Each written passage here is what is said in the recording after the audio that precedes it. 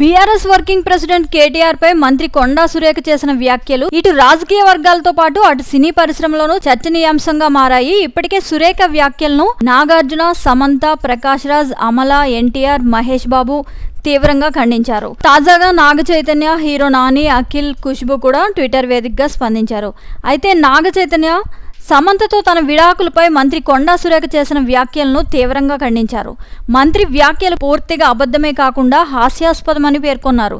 జీవితంలో విడాకుల నిర్ణయం అనేది అత్యంత దురదృష్టకరమైన, బాధాకరమైన విషయాల్లో ఒకటి అని, ఎన్నో ఆలోచనల తర్వాత పరస్పర అంగీకారంతోనే నా మాజీ భార్య నేను విడిపోవాలని నిర్ణయించుకున్నామని, ఆ తర్వాత విడాకులు తీసుకున్నామని చెప్పారు. కానీ తెలంగాణ మంత్రి కొండా సురేఖ వ్యాఖ్యలు పూర్తిగా అబద్ధమే కాకుండా హాస్యాస్పదమన్నారు. సమాజంలో మహిళలకు మద్దతుతో పాటు గౌరవం దక్కాలి గాని సినీ ప్రముఖుల పర్సనల్ లైఫ్ నిర్ణయాలను మీడియా హెడ్లైన్స్ కోసం ఉపయోగించుకోవడం సిగ్గుచేటు అని నాగ చైతన్య ట్వీట్ చేశారు.